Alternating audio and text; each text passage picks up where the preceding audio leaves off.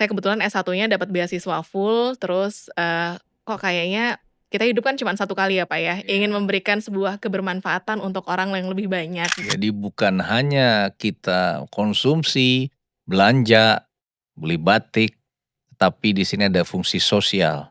Jadi fungsi berbagi. Awalnya kita kolaborasi dengan Salma, teman istimewa yang tunarungu, untuk bikin motif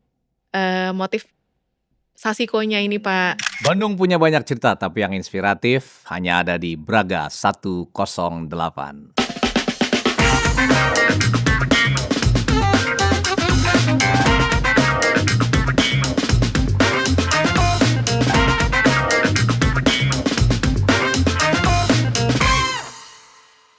Di Braga 108 episode kali ini kita kedatangan tamu spesial nih guys ya. Sobat Rupiah tentu banyak juga ada yang mengenal brand ya, jenama fashion Damakara. Ini kita kehadiran founder dan owner Damakara, Mbak Dini Prihastiti. Terima kasih Mbak Dini. Sama-sama Pak Jun, terima kasih Iya. banyak ini kesempatannya untuk bisa ngobrol langsung bersama dengan, Sobat Rupiah di sini, Pak. Iya, terima kasih juga kehadirannya. Jadi Damakara ini, ini sempat mencuri perhatian para, di industri wastra ya. Jadi wastra karena dia menggabungkan antara budaya, selera anak muda, dan juga ada misi kemanusiaan katanya tentang Damakara ini. Nah ini Betul.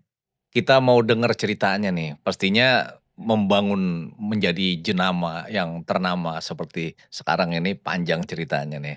Nah gimana gimana Mbak Dini, coba Teh Dini ya, Teh Dini coba ceritakan, apa Teh Dini latar belakangnya dan apa tentang Damakara? Silakan.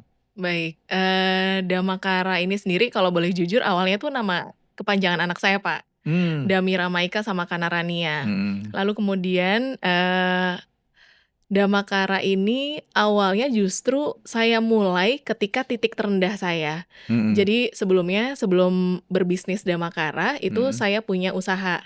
Mmm. Usahanya itu lebih ke pembuatan pakaian by order, Mhm. konveksi, namanya Indogarment. Tahun Nah, berapa tuh?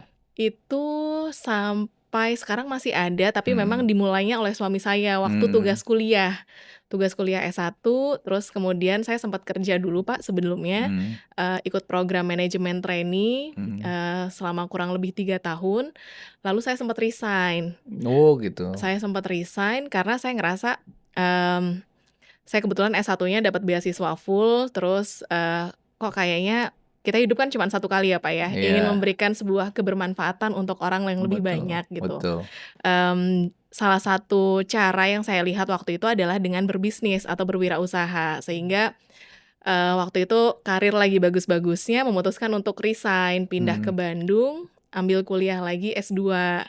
Mhm. Nah, sambil, ngembangin bisnis yang sudah dirintis sama suami tadi, Pak. Oh itu kerjanya di Jakarta waktu itu, di mana? Waktu itu penempatannya di Kalimantan Oh di Timur, Kalimantan karena kalau Timur. program manajemen trainee bersedia ditempatkan Di di mana manapun saja, gitu kan, Pak. oh. Nah, dulu penempatan terakhir tuh di regional Kalimantan Timur. Iya, di perusahaan, di finansial atau Waktu itu di grupnya Astra, Pak, iya di iya. grupnya Astra International, saya penempatan di Di sana. sana. Lalu resign, pindah ke Bandung, akhirnya merintis usaha ini. Sebelumnya mungkin nggak pernah terbayang punya Damakara justru, Pak, karena waktu itu bisnis tuh lagi growth, lagi bagus, penjualannya bagus, sampai akhirnya di tahun 2019 itu ada sebuah musibah.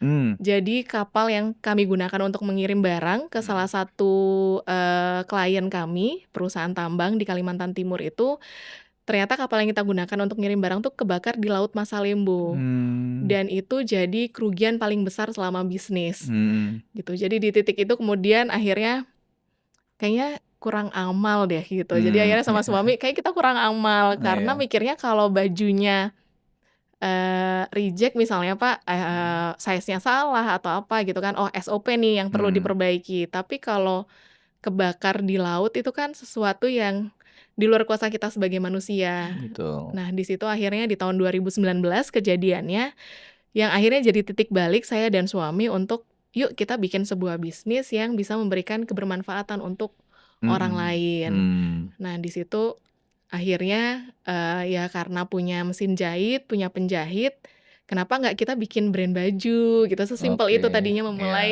Damakara ini. mmm. Itu sebelumnya latar belakangnya memang di fashion atau desain, ya kan udah S1, S2 gitu ya, latar belakangnya di situ atau ada Saya justru cerita? nggak punya background, fashion design di, Mhm, secara formal. mmm. Jadi S1 saya tuh lebih ke komunikasi dan pengembangan masyarakat, Pak. Oh gitu, Lalu kemudian ambil S2 di, manajemen bisnis. mmm. Nah, justru sebenarnya background-nya itu lebih ke manufaktur pembuatan pakaian saja yang Indogarment tadi. Jadi baru mulai nyemplung tuh justru pas mulai buat Damakara sebenarnya. Oke. Nah, ketika mau memulai nih dulu, ini kan tentunya sebuah, pilihan kan, ini mau masuk Betul. fashion terus sebelumnya kan garment kan. Mhm. Itu gimana menentukan pilihan, "Ah, aku mau Damakara, mau arahnya ke sini," kemarin Iya tuh iya apa iya. yang pertama kali Mungkin karena saya visinya? bukan background fashion ya, Pak, ya, saya Mhm, lebih banyak pendekatannya tuh dari sisi bisnis sama mhm, dari, sisi, empowering karena kebetulan oke, background saya mungkin, sempat S1-nya komunikasi dan pengembangan masyarakat yang oke, lebih banyak apa ya, banyak untuk bagaimana supaya bisa memberikan kebermanfaatan dan lain sebagainya gitu. Nah, akhirnya justru saya coba menghubungkan tadi, Pak, bisnis sama kebermanfaatan, oke, bagaimana nih caranya gitu. Nah, by data saya lihat ternyata orang Indonesia tuh suka pakai batik, gitu. mmm, 62% orang Indonesia suka pakai batik. Cuman iya, waktu itu sayangnya, kadang orang pakai batik tuh event tertentu aja, Pak, kalau nggak iya, kondangan, mhm, acara resmi gitu kan. formal lah kira-kira begitu Iya, ya batik atau tuh? kalau misalnya ke tongkrongan pakai batik tuh kayak yang, "Din, mau ke mana? Mau kondangan?" Gitu kan. Heeh, Jadi image-nya tuh dipakainya untuk acara formal oke, gitu. Sedangkan, peluangnya nih besar karena orang Indonesia suka pakai batik betul, gitu. Akhirnya, coba deh bikin batiknya tuh yang lebih versatile dari sisi, motifnya lebih kontemporer supaya orang juga pas pakai batik dia bisa dipakai untuk beberapa acara pun mhm, masih masuk iya. gitu. Lalu kemudian kebermanfaatannya waktu itu ngelihat cari-cari informasi dapatlah website yang menceritakan tentang Iris Grace, anak berkebutuhan khusus dari Inggris. Mmm, Nah, sama keluarganya dia diberikan terapi menggambar dan ternyata hasil gambarnya bagus, sama kurator seni, dinilai oke dan dia bisa dapat, apa ya, penjualan dari karyanya, mmm, Pak. Jadi dia bisa berdaya dari karya yang dibuat. Nah, mhm, waktu itu ngelihat di Indonesia sendiri seperti apa, ternyata ada sebuah sosiolog penelitian gitu yang menyatakan bahwa jumlah anak berkebutuhan khusus di Indonesia itu lebih dari yang terdata di BPS. mmm, Karena masih ada masyarakat tradisional yang menganggap autism dan lain sebagainya ini sebagai aib. Padahal kan, Allah tuh Maha Adil ya, Pak, ya, menciptakan setiap makhluknya tuh pasti punya kekurangan, punya kelebihan, dan mereka yang mungkin dilabelin dengan kekurangan tuh pasti juga punya kelebihan, mmm, cuman belum punya ruang bagi mereka untuk berkarya. mhm, Sehingga Damakara ingin memberikan ruang bagi teman-teman istimewa ini supaya mereka bisa mengeluarkan, sisi-sisi, kreativitas dan mmm, sisi-sisi, positif dari yang mereka punya ini lewat karya-karya mereka. oke. Jadi, ada 2 hal, pertama adalah bagaimana ingin membuat batik ini menjadi semakin populer, terutama di anak muda yang karena pakai batik kan terlalu formal ya. Betul. Bagaimana supaya modest gitu ya, lebih enak, informal, pakai batik ke mana-mana. Tetapi yang kedua, bukan hanya ingin membawa batik ke anak-anak muda, tetapi juga ingin memberdayakan anak-anak berkebutuhan khusus atau anak-anak istimewa tadi gitu? Betul betul, dengan Mhm, teman-teman istimewa ini. mhm, Jadi akhirnya dari penjualan batik itu, mimpinya adalah kita, dari profit penjualan batik iya, itu kita berikan untuk kelas menggambar bagi teman-teman istimewa ini, Pak. mhm, Lalu hasil gambarnya ini kita kurasi dan kita, wujudkan dalam bentuk motif atau dalam bentuk, karya fashion gitu yang akhirnya gambar yang digunakan ini mereka dapat royalti penjualan setiap oh, bulan.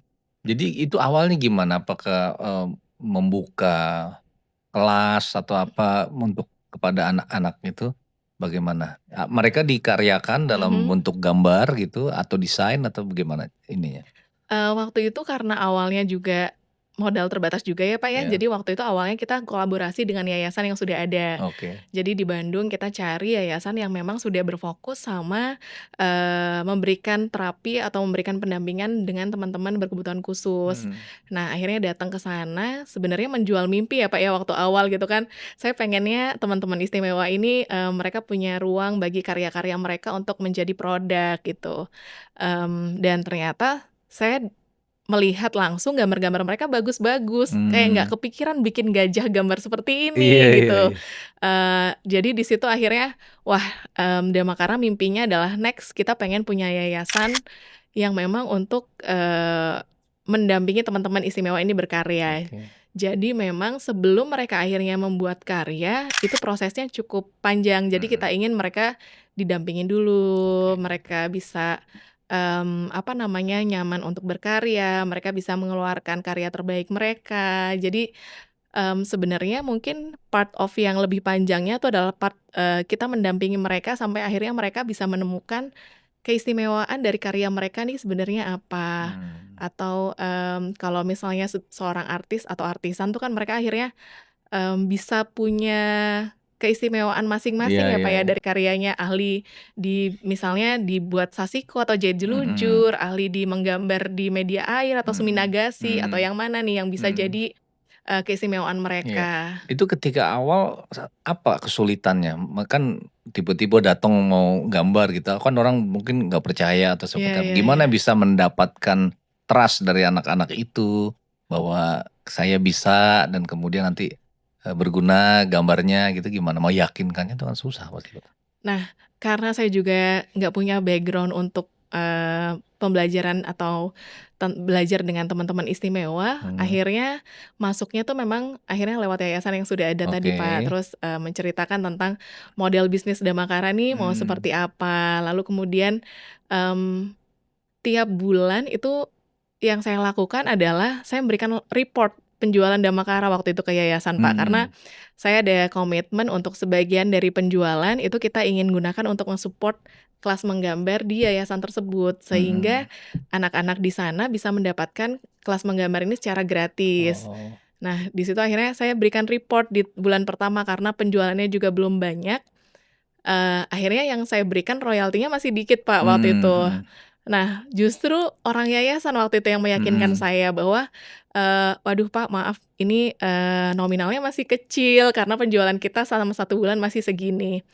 "Mbak, tidak ada kata besar dan kecil untuk Mhm sebuah kebermanfaatan." Itu yang membuat saya waktu itu justru tertampar, Pak. Jadi mhm. waktu itu sama suami kita pulang, wah, kayaknya kita nggak bisa nih main-main gitu. Heeh, Maksudnya, ada harapan besar yang ternyata iya mendampingi di situ, yang akhirnya justru membuat kita untuk lebih serius lagi, produksinya nggak bisa nih kayaknya cuman segini gitu. Jadi iya, akhirnya di situ justru kepercayaan orang yang membuat kami akhirnya termotivasi untuk mhm melakukan lebih sih sebenarnya mhm. waktu itu, Pak. Jadi waktu itu awalnya di mana jual maksudnya kan baru memulai Mhm awal, mhm. bagaimana tahapan awal ketika kemudian dapat gambar itu, langsung buka toko atau langsung jual ke mana itu Mhm mhm. awal-awalnya? Karena modalnya juga terbatas, Pak, jadi Mhm waktu itu 15 juta, kalau kata, ini gimana caranya 15 juta ini udah bisa sampai jualan gitu. oh, Jadi waktu itu 15 juta beli tahun berapa tuh?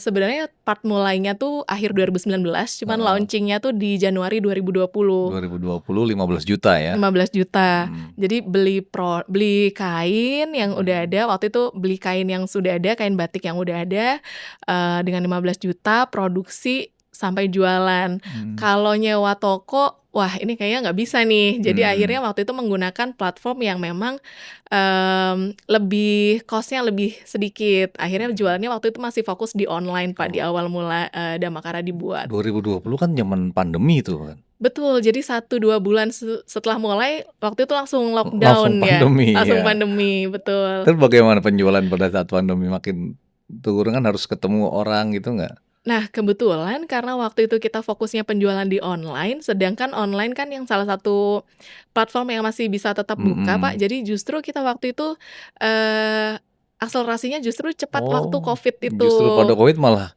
orang menjadi banyak yang lihat ya, Belanja di online banyak kan, belanja online, iya iya iya, betul. Jadi kan, mungkin orang-orang yang bekerja, mereka WFH, iya tapi kan gaji masih masuk nih Pak, jadi mereka iya, bisa belanja dari dan rumah. kalau lagi meeting online gitu kan perlu pakai outfit yang keren di Betul atasnya kan, jadi kadang malah betul. nyari gitu. Lalu waktu itu awal kita, kalau dulu batik kan pakai bahan katun yang, apa namanya, katun yang, apa ya Pak ya, kaku gitu ya. Mhm, Nah di awal tuh kita gunakan, kain katunnya tuh justru, mmm ada kandungan rayonnya, jadi mmm, jatuh adem, kayak orang di iya rumah jadi akhirnya mereka kerja, "Oh nyaman ya," gitu. iya. Jadi justru waktu Covid tuh jadi salah satu titik balik kita untuk bertumbuh waktu itu. Nah, sekarang kita mau ngobrol mengenai produk sendiri dari Damakara nih. Produk Damakara sendiri itu apa sebenarnya yang ditonjolkan dan positioning-nya seperti apa sih?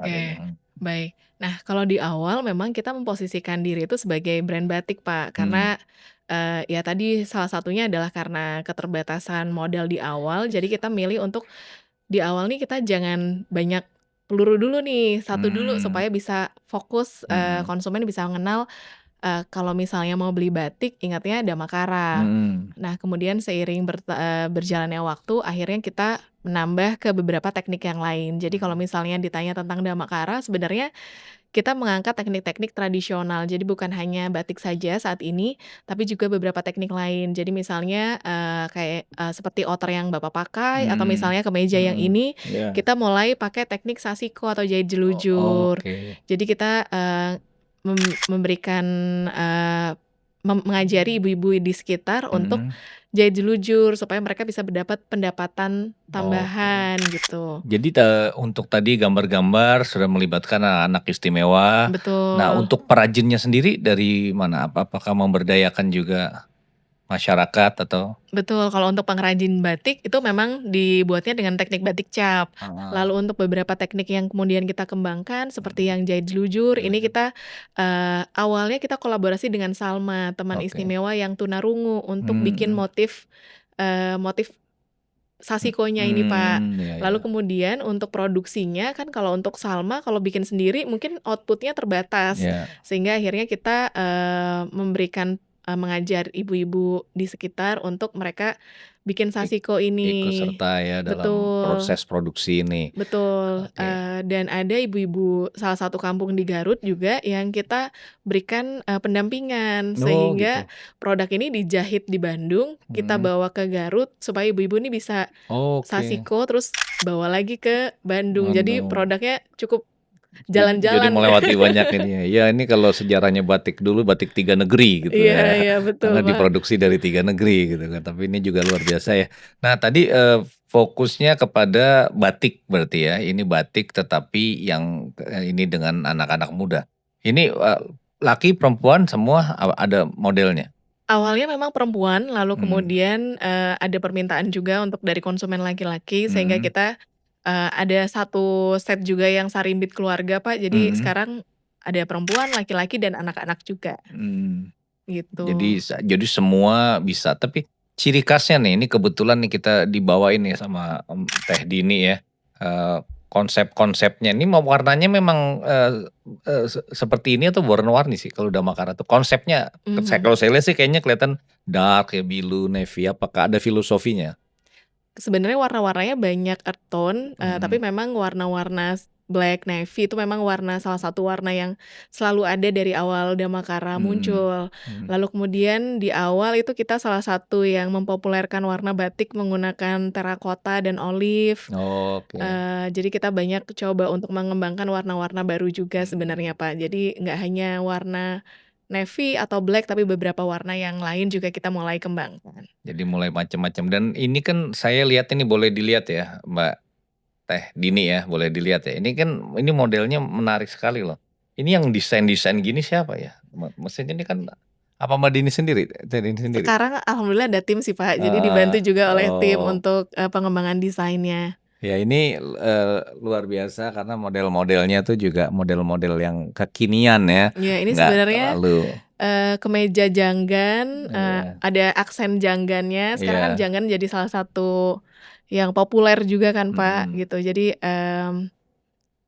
kemeja terus ada aksen janggan tapi Mhm. detailing-nya tuh kita pakai jahit tangan, jelujur. Iya iya iya. Jadi, lebih kelihatannya, casual gitu ya, smart gitu, bisa Betul. dipakai juga buat jalan-jalan, bisa resmi tidak resmi bisa juga, ini luar Iya. biasa. Nah, Lalu terus? lalu outer yang saya pakai ini, Mhm. batiknya ini digambar motifnya itu sama Naftali, Pak, teman istimewa. Oh, Jadi iya iya. Naftali ini dia autism, tapi Mhm jago gambar. mhm. Nah, ini dari kelas gambarnya Damakara, kita ambil gambar-gambar Naftali, kita jadikan motif batik, lalu kemudian dari tiap penjualan produk ini Naftali dapat royalti penjualan setiap Wah, bulan. luar biasa ya. Nah, usia berapa Naftali itu? Kalau saat ini Naftali sudah hampir 30 tahun. Tapi dia memang, bi bi biasa menggambar ya, bagus sekali gambarnya nih dia Iya, dipikirkan. Heeh, motif-motif dia apa motif-motif namanya, iya, daun-daunan daun-daun, gitu, bunga. Jadi bunga. dia terinspirasi dari mamahnya sebenarnya. Oh Karena mamahnya cantik seperti bunga, jadi oh, dia gambar itu ke dalam bentuk iya bunga. iya iya. Kalau sekarang berapa orang diberdayakan di situ? Kalau yang sekarang tuh kita kolaborasi dengan 3 yayasan, Mhm ada Our Dream Indonesia, mhm, Aprapi Center Widyatama, sama Damakara Foundation. jadi Nah, udah ada. kalau di bawah Damakara Foundation sendiri ada 18 siswa saat ini, Pak. Wah luar biasa. Nah, dengan tadi kan perjuangan dimulai tahun 2020 kan. Mhm, Ini bagaimana sekarang udah berarti sudah 6 tahun nih, betul 6 bagaimana 6 tahun. tahun nih, luar biasa suatu jenama bisa bertahan selama 6 tahun. Apa yang membuat konsistensi brand ini bisa terus bertahan selama 6 tahun dan terus berkembang, eee, menurut Mbak Dini itu apa? Mungkin menjaga benang merahnya ya, Pak, dari Mhm awal sampai sekarang. Jadi sebenarnya dari awal kita buat Damakara itu salah satu niatnya atau salah satu goals-nya adalah kita ingin, tadi memberdayakan atau berkarya tidak mengenal keterbatasan dengan mhm teman-teman istimewa dan, empowering others dengan adanya Damakara, sehingga kita mencoba untuk, selalu merangkul teman-teman istimewa ini dalam setiap kegiatannya Damakara juga. Lalu untuk campaign-campaign di Damakara ini sendiri juga kita lakukan campaign-campaign yang memang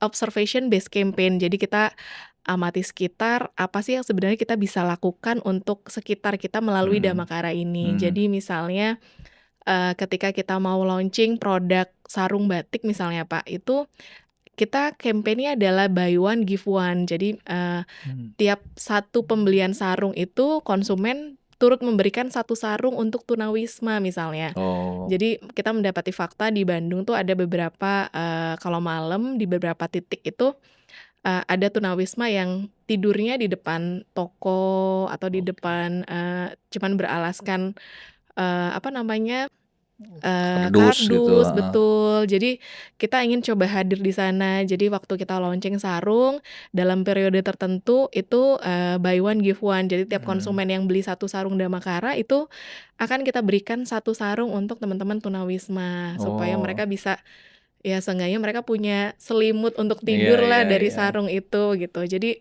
memang yang kita cukup jaga adalah kebermanfaatan yang bisa diberikan Iya. Damakara untuk sekitar. Jadi orang membeli juga ada cost ya, ada tujuan dan ada kemanfaatannya. Itu Betul. animonya gimana ketika dibuat seperti itu? Ada orang anak-anak muda tertarik nggak sebenarnya? Jadi akhirnya tuh, yang kita rasakan sendiri akhirnya konsumen ini nggak cuman sebagai pembeli produk, Pak, tapi Mhm, mereka sebagai, apa ya, perpanjangan tangan untuk membuat sebuah kebaikan gitu. Jadi mhm. akhirnya konsumen membeli Damakara tuh, mungkin akhirnya mereka nggak hanya sekedar, beli produk, tapi mereka juga jadi pembawa kebermanfaatan Iya gitu. iya. Jadi bukan hanya kita konsumsi, belanja, beli batik, tapi di sini ada fungsi sosial. Jadi Iya, fungsi berbagi. Jadi dari setiap, kain atau setiap pakaian yang kita beli itu ada makna sosialnya kan. ada Ini yang kebermanfaatan, ya betul. kebermanfaatan buat orang lain karena juga ditujukan kepada para tunawisma, hal seperti ya. Nah, siapa nih yang dalam perjalanan itu ya, yang menurut Teh, Dini ini yang paling banyak support ya, apa keluarga atau anak-anak itu atau yayasan untuk berkembang itu kan Mhm. tantangannya tidak mudah kan. Ini kan masuk ke sebuah industri fashion yang udah ketat lah itu ya, banyak Mhm. banyak Banyak loh, pemainnya pemainnya ya. pasti banyak. Tadi mau masuk ke satu segmen sosial, nah itu gimana, tantangan yang terberat Mhm. tuh apa pada waktu masuk gitu? Terus siapa yang banyak support? Pastinya Iya, nggak 6 tahun kan nggak naik terus kan, ada banyak jatuhnya. ininya. Iya, sebenarnya kalau dalam perjalanan 6 tahun siapa yang paling berjasa ini sebenarnya saya mungkin akan banyak sekali nama yang saya sebutkan, Mhm, Pak. Jadi kalau misalnya boleh jujur ya keluarga salah satunya, mhm, peran juga support dari suami gitu ya, mhm, salah satunya sehingga Damakara bisa ada di titik sekarang. Lalu, tim juga yang awalnya dulu cuman saya berdua, terus akhirnya kita punya tim yang ada sampai sekarang, yang akhirnya di Damakara karena saya ngerasa ini nggak mungkin nih kalau kita bekerja sendiri. Akhirnya di mhm. Damakara kita ada program umroh, Pak, untuk karyawan. Masya Allah. Insya Allah besok ada 3 karyawan yang akan kita Oh berangkatkan umroh, oh, tanggal Masya Allah 23 Masya Juni Allah, ini. ya. Lalu, juga teman-teman istimewa karena Iya, Damakara ini kalau boleh jujur bukan brand pertama yang coba saya buat. mhm, Tapi kalau boleh jujur juga ini jalannya yang terasa sangat ringan gitu. Jadi saya, meyakin ini juga ada doa dari teman-teman istimewa dan iya, keluarganya juga yang membuat ada banyak hal-hal tidak terduga yang, iya, wah, membawa saya bersama dengan iya. Damakara gitu. Kalau bisa dibilang banyak Iya, mukjizatnya gitu, Pak. kayaknya nggak dihitung-hitung rasionalnya nggak Nggak masuk masuk gitu nih, ya. iya begitu, Pak. Terus, Mhm, salah satunya juga saya boleh bilang adalah ekosistemnya sih, Pak, di iya, Bandung. Jadi, saya cukup diuntungkan karena berada di Bandung, ekosistem iya, dari mulai, produksi sampai, teman-teman yang, sesama pengusaha di Bandung iya, juga support-nya bagus gitu. Jadi kita iya, saling saling bisa sharing dan yang iya, lainnya, iya, yang cukup memudahkan kita juga dari awal, dalam merintis Damakara gitu. Jadi kayak misalnya kita pakai marketplace tuh juga temen yang, "Coba marketplace bagus," mhm, terus kok kita juga akhirnya ke offline juga salah satunya itu. Lalu, salah satunya juga dari BI kalau boleh jujur, iya, Pak. mhm, Mmm, saya pertama kali, merintis, lalu waktu itu saya ikut program wirausaha Bank Unggulan Bank Indonesia Jawa mhm, Barat. mhm, Jadi saya ikut BUBI dan, salah satunya akhirnya ikut pameran pertama kali itu oke, karena, support dari Bank Bank Indonesia, Indonesia, gitu. Jadi kalau, ditanya gimana bisa sampai saat ini support-nya sebenarnya banyak pihak dan salah mhm, satunya, yang cukup terasa bagi saya adalah support dari Bank Indonesia. mhm. Ya ini menarik sih, tapi saya ingin membahas itu mengenai tadi ada yang menarik tentang ekosistem itu, Mhm, saya rasa tuh satu hal yang menarik ya.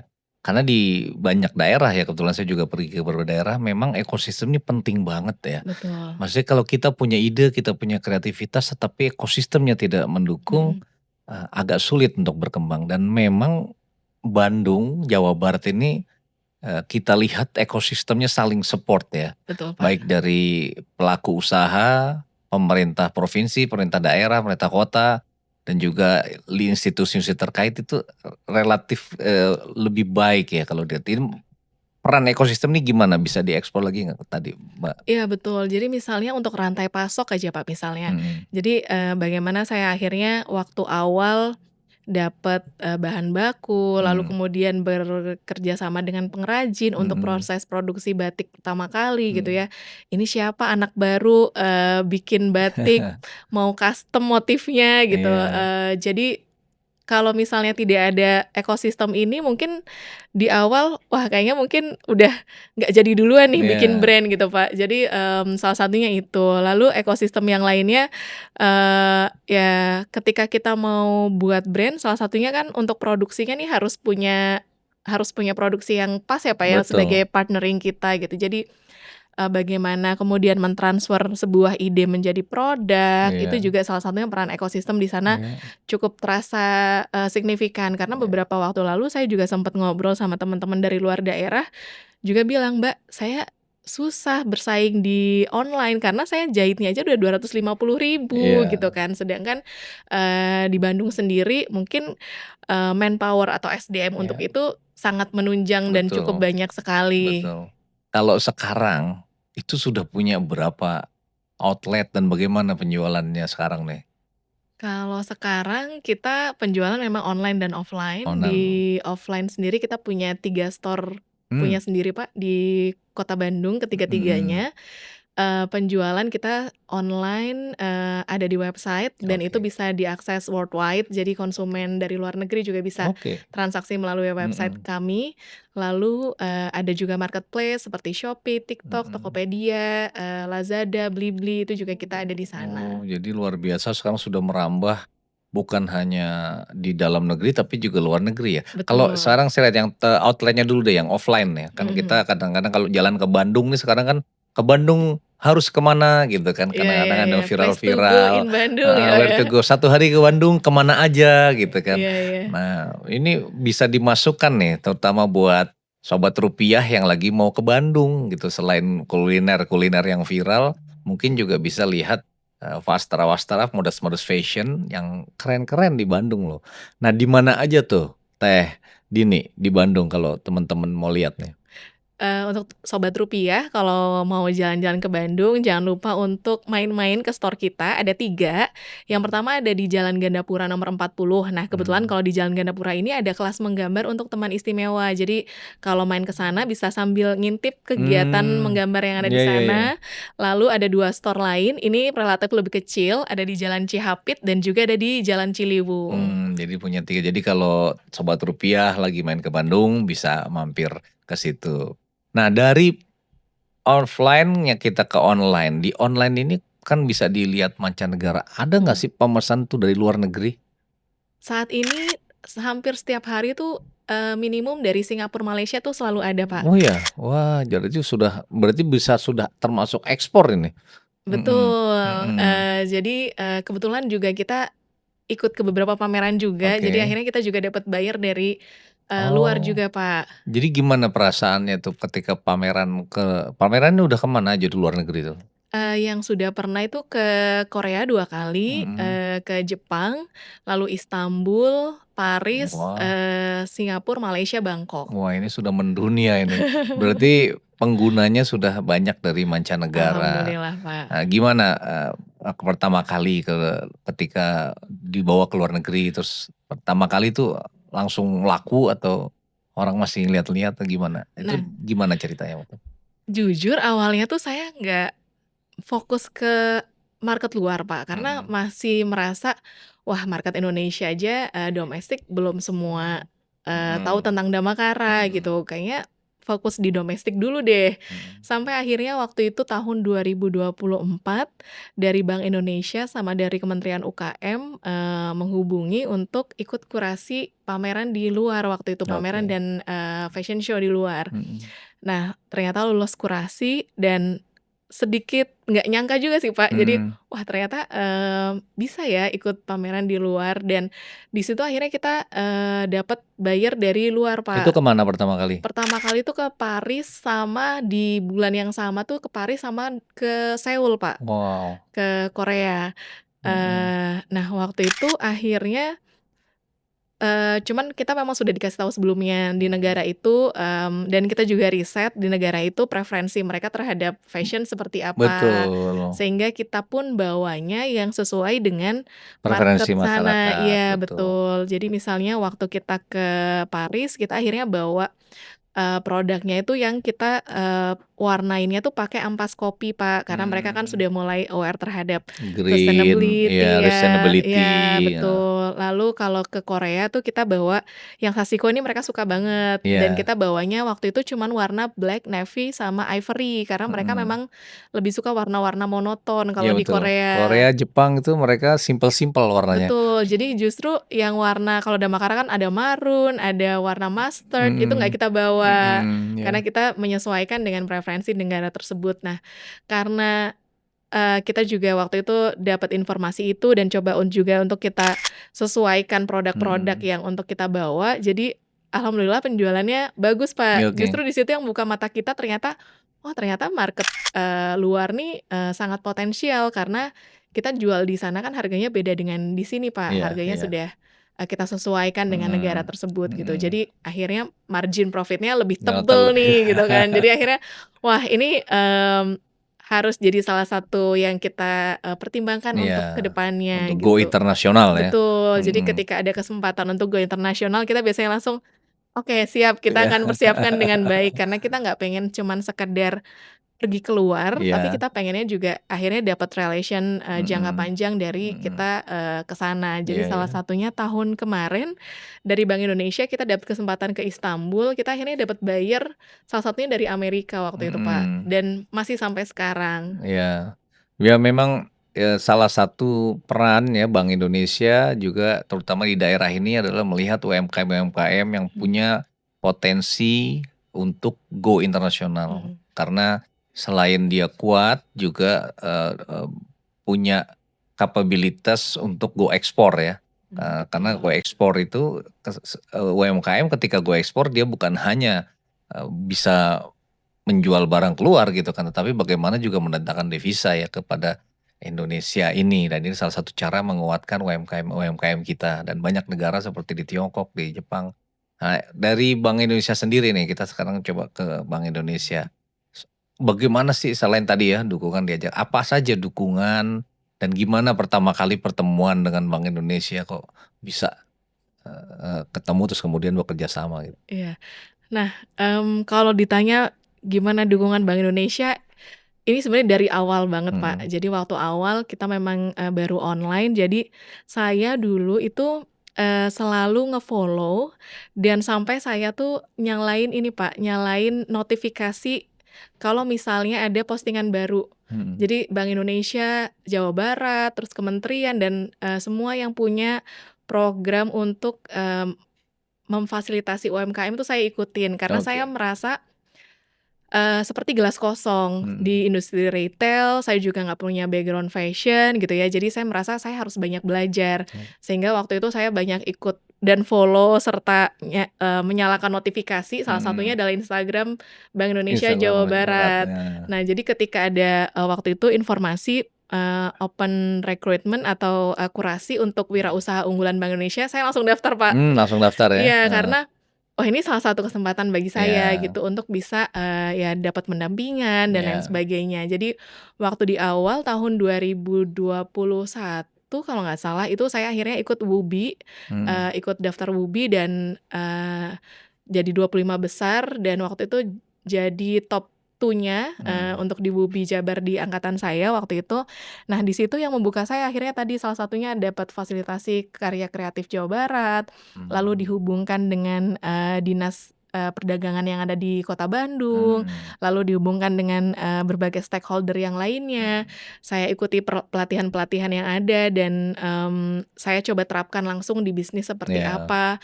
Sampai akhirnya saya juga dapat short course untuk fashion design tuh dari Bank Indonesia, Pak, oke, gitu. Jadi, saya akhirnya belajar fashion, tentang fashion itu, bagaimana buat mood board dan lain sebagainya tuh juga salah satunya tuh dari fasilitas dari Bank bener, Indonesia gitu. Jadi akhirnya, oh ternyata dulu yang saya bikin koleksi seperti ini, oh harusnya seperti ini dan lain sebagainya iya, itu, salah satu yang saya rasakan ketika saya menjadi, mitra UKM binaan dari Bank mhm, Indonesia.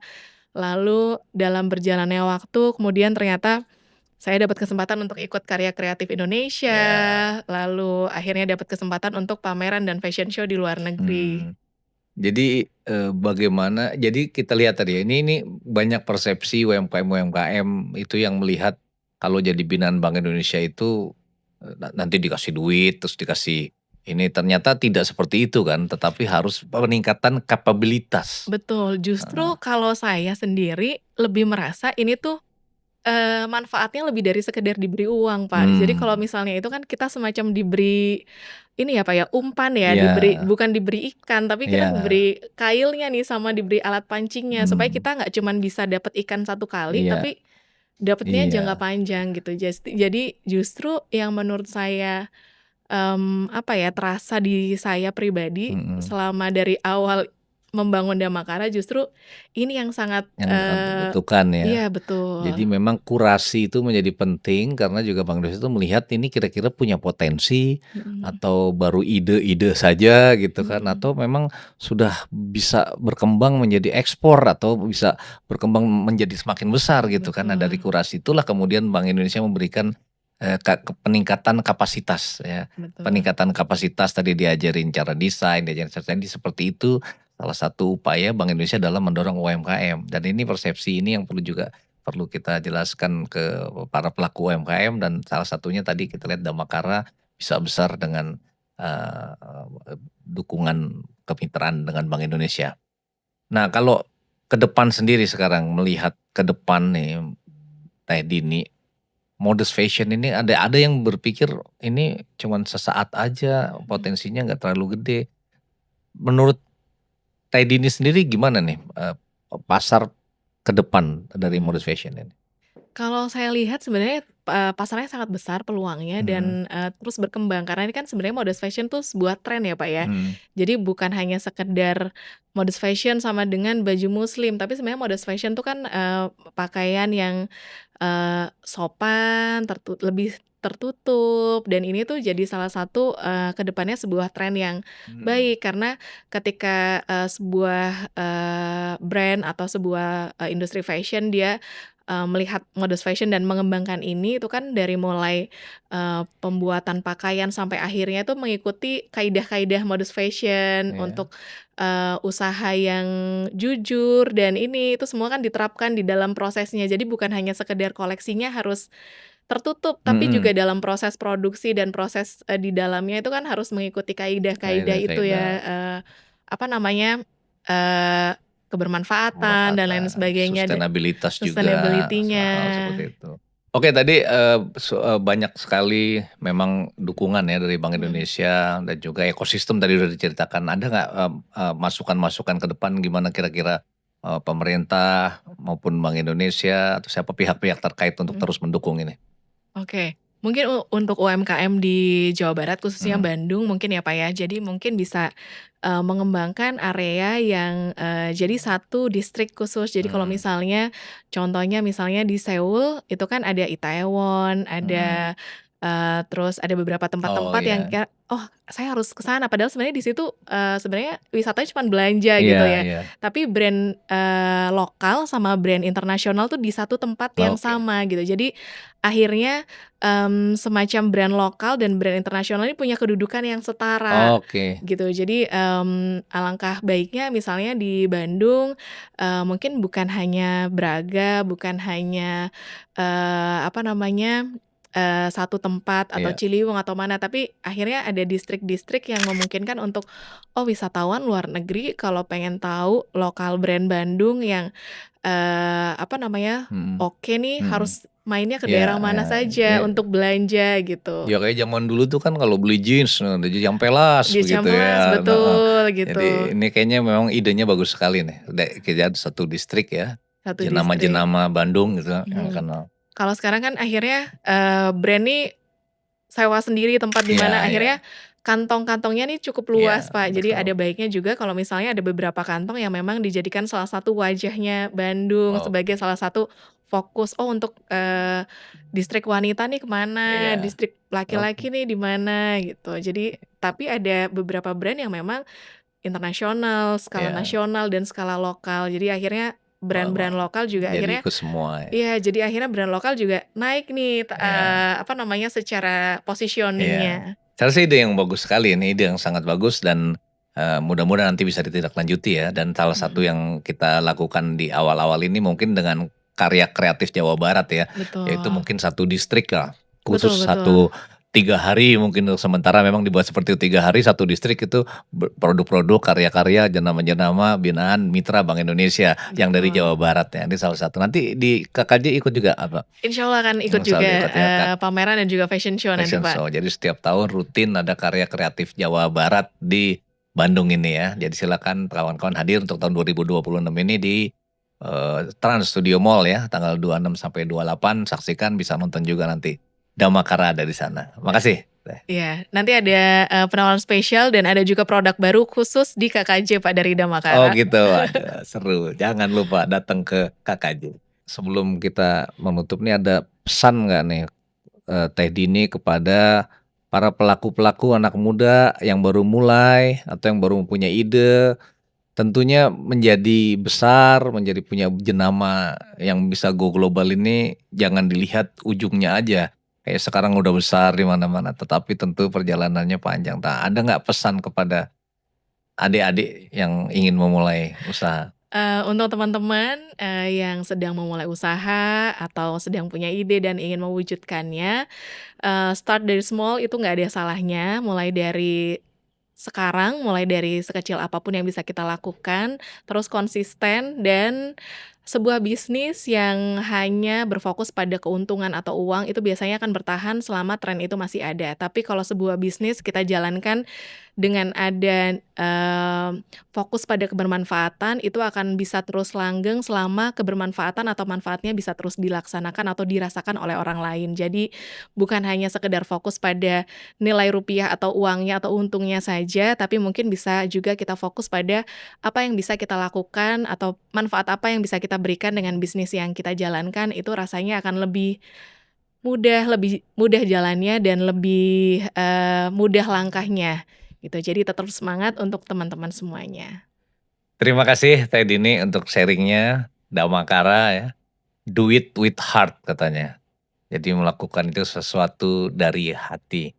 Jadi bukan hanya perkara ini adalah fashion, tetapi bagaimana juga menjaga budaya Indonesia, melestarikan budaya Indonesia, memberdayakan masyarakat, dan mengajak kita semua untuk bermanfaat.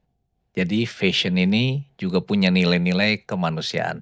Damakara Teh Dini Priastiti, terima kasih waktunya dan sudah sharing bersama kami di Braga 108.